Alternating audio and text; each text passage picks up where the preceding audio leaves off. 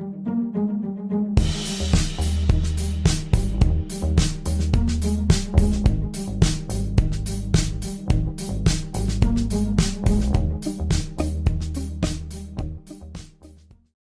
everyone, welcome to another video at Watchtower Examination, shooting in the shade as usual, so the picture is a bit dark. You know, I wanted to entitle this video, "The Circuit Overseer Got Away with Murder." But I have to be very, very careful how I entitle my videos because YouTube has a way of blocking them from advertising. And, you know, because I depend on the little stipend that comes from these videos to pay the rent, to keep it going, I have to be careful. Do you know that if you put God in the title of your videos, YouTube will not allow ads on it? It's not suitable for advertisers.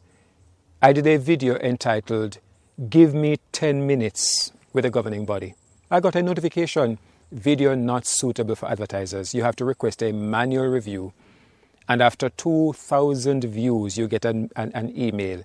"Congratulations, your video was manually reviewed and it is fit for all advertisers." You know, I wish I could just get to the place where I just express myself without having to worry about these financial concerns. But because I depend on it, I have to be careful.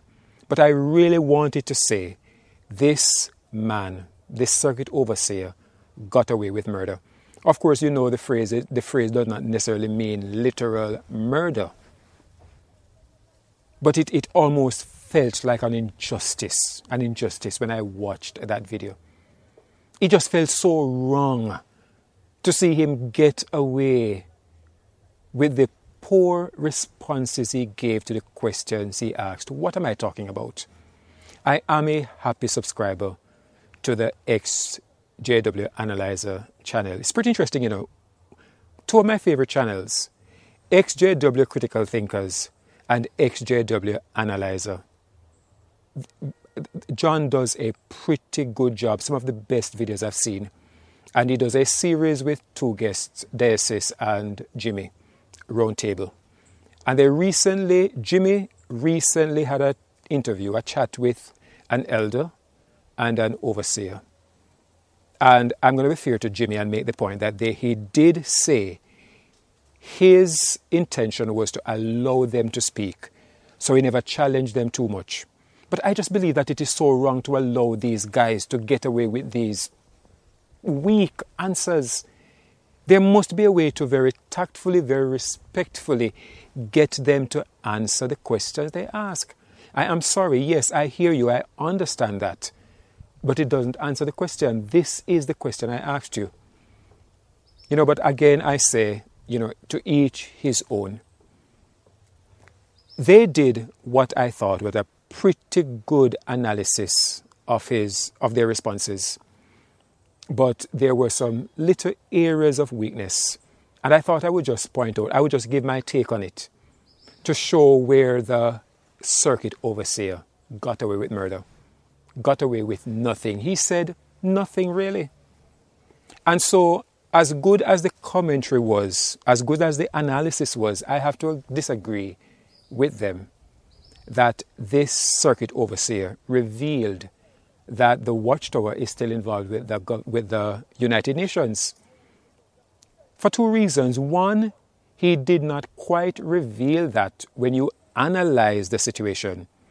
And two, that analysis is the reason he never quite said it. He never quite revealed, and he said it.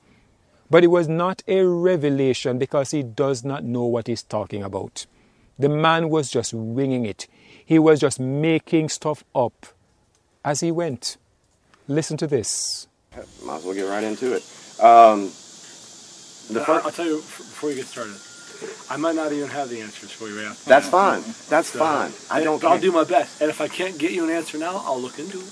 That's all I want because, I mean, honestly, truly, up until December, let me rephrase that. I want what I've been taught to be true. Mm-hmm. If it's true, I move forward with that. Mm-hmm. If something's not true and it doesn't make sense to me, it makes it very difficult for me to go forward. Sure. You know what I mean? Absolutely, yeah. All right, so, and I don't expect you guys to have the answers, because I know that when we're out in field service and someone asks us a question, hey, I'll look that up and I'll get back with you. Right. I completely understand that. Yeah. So, but I guess the first thing I wanted to address that I've not been able to get an answer for is the Watchtower's involvement with the UN from 92 to 2001. Do you guys know anything about that? Well, I know that, to be honest with you, Yes, yeah, please. we're still involved with the UN. Wow. Why? That is what John, Jimmy, and Diocese viewed as an admission that the Watchtower is involved with the UN. It makes for sensational news, except the source is not credible. Let's go again. Let us fast forward to something John said.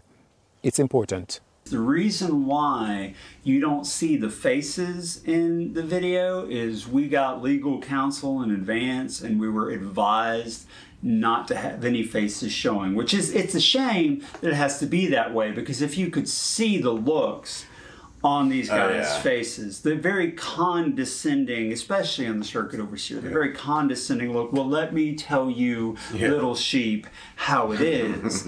You know, he's very condescending, and I wish you could see that, but you can hear it in his voice too, and by the things he says. The arrogant, condescending person was given a convenient out. And I don't expect you guys to have the answers, because I know that when we're out in field service and someone asks us a question, hey, I'll look that up and I'll get back with you. Right. I completely understand that. He had the opportunity to say he did not, which clearly you could see that they did not know. But oh no, he had to pretend not only that he was aware of what was just revealed, but that he knows that they are still involved today. No, he did not. Is the Watchtower's involvement with the UN from 92 to 2001. Do you guys know anything about that? Well, I know that, to be honest with you, Yes, yeah, please. we're still involved with the UN. Their involvement with the UN from 1992 to 2001 was as an affiliate NGO. What did you call the acronym for? NGO, accredited NGO, non-governmental organization. Right, non-governmental organization. So, like if I had to apply, if I wanted to go to a court somewhere that was a closed court, like a Supreme Court, I would have to find a way legally to be there. Didn't even know what NGO means. And what he said is nonsense. You do not have to register with the Supreme Court as an affiliate or associate in order to access their service, which is justice. They clearly did not know what Jimmy meant when he said the organization was involved with the UN. So when he said that they were still involved, he had no clue what Jimmy was talking about. Like, duh. And so, yeah, we talked to UN ambassadors. We need to make sure that if we're vouching for the safety, like this year we have how many international conventions? That is not what involved with the UN meant, as Jimmy revealed to him, and as he was ignorantly claiming that they still are. And then I just found out that they were listed, they joined the UN in 92 as an accredited NGO. And being an accredited NGO means that they have to pretty much back up what the UN is teaching or promoting. I don't know about that. I don't. So when he said they were still involved, he clearly did not know what he was talking about. The organization did not join the UN so they can speak with ambassadors about the safety of witnesses. The poor guy is just winging it as he goes, just trying to spin. And of course, we identify the United Nations with the beast and the Book of Revelation.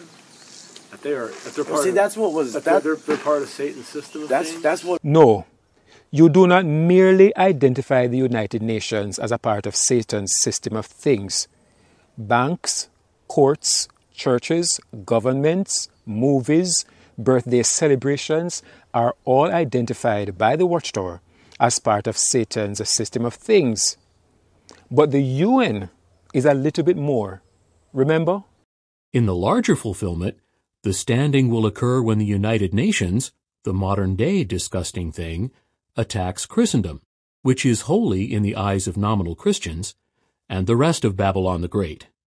In another article, May 1, 1991, page 15, paragraph 8 of the Watchtower, it was said, "So, in 1919, the disgusting thing appeared.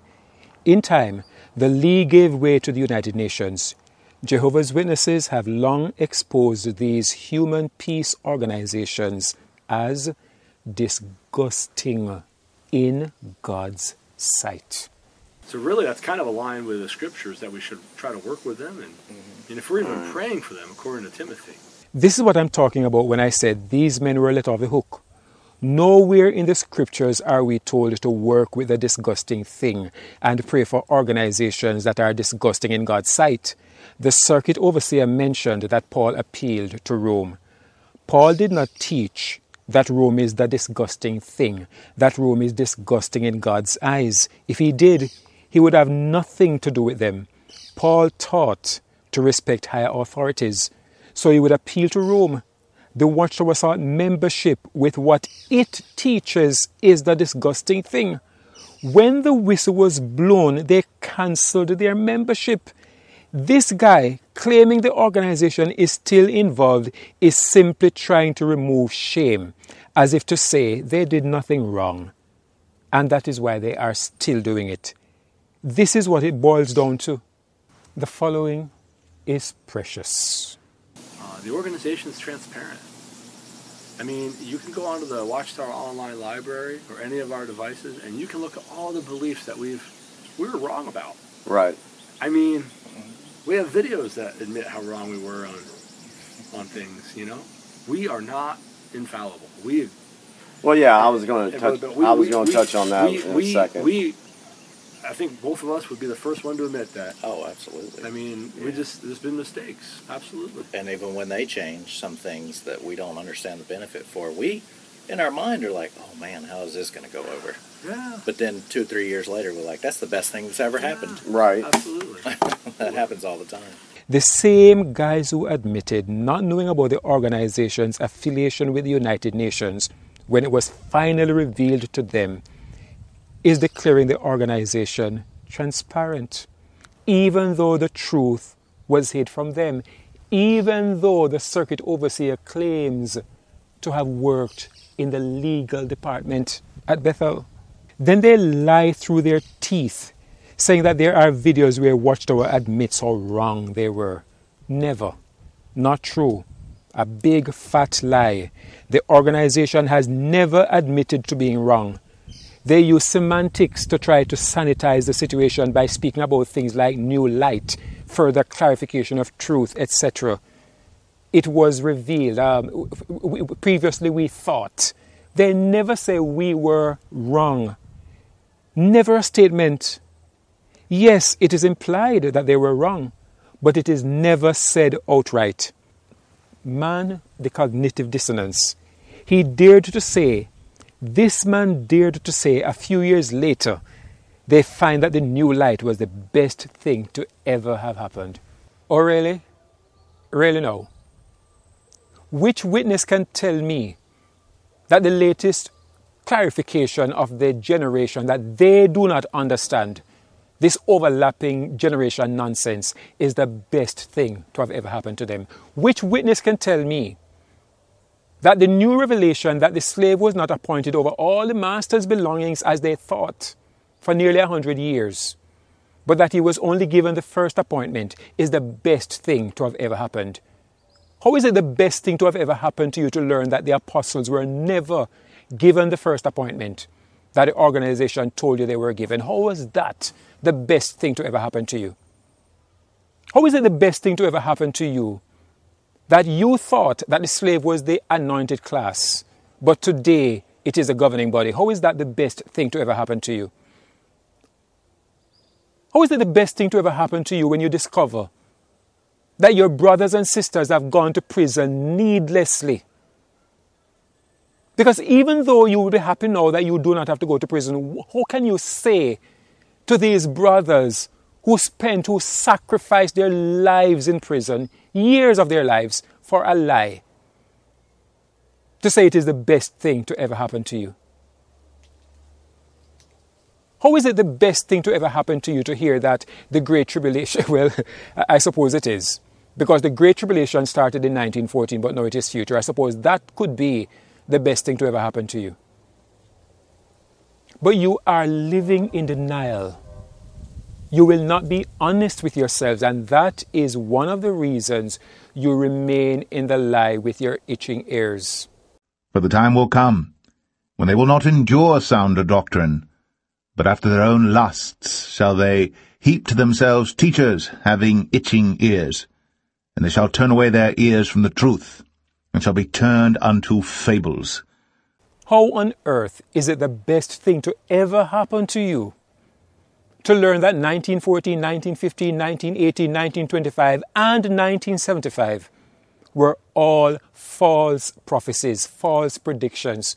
You love to say with your denial of the truth, false expectations. How does discovering that all of those expectations and that the generation who saw 1914 would not be alive, would still be alive rather, when the end comes, how is it the best thing to ever happen to you to have discovered that all of those things were lies? When, oh when, will you come to your senses? There was so much that was said by the circuit overseer. That was just amazing. And I let me tell you from now that I have not yet watched the entire video, only a half of it. I can imagine that other precious gems came, but this one took the cake. But here's the thing. But here's the thing. Whose law do you have a problem with now? Do you have a problem with man's law because it's not a self-report? Australia, you could have a sex with child if you want to, and there's no report in Australia. Correct me if I heard this guy wrong. He says, in Australia, it's okay to have sex with kids and not report. It's okay to have sex with kids in Australia and not report. You could have a sex with child if you want to. Correct me if I heard this guy wrong. Sorry, John, you did not hear him correctly. You could have a sex with child if you want to. John, Diocese, and Jimmy were talking about committing the crime and whether it should be reported. This guy said you can have sex with a child in Australia if you want. You could have a sex with child if you want to. And you don't have to report that you just did what you want to do. You could have a sex with child if you want to. Clearly he didn't mean that. Clearly it's just a slip of the tongue. But clearly it betrays what his problem is. The man is just winging it as he goes. He does not know what he is talking about. He's just chatting. The only way to defend the Watchtower is just to round off your mouth and sound like you have sense. Sound as though you're making sense. Sound as though you have a response. But you do not. And that is all he did. He just went on rambling and rambling and rambling and making statements that are irrelevant to the questions asked. He doesn't want to deal with the hypocrisy. He doesn't want to deal with the questions that are being asked. He doesn't want to deal with the shame of the organization. He doesn't want to question himself. He doesn't want to become an apostate. He doesn't want to believe that what he believes is false. And so he makes these, they cannot even be called excuses. These very poor responses.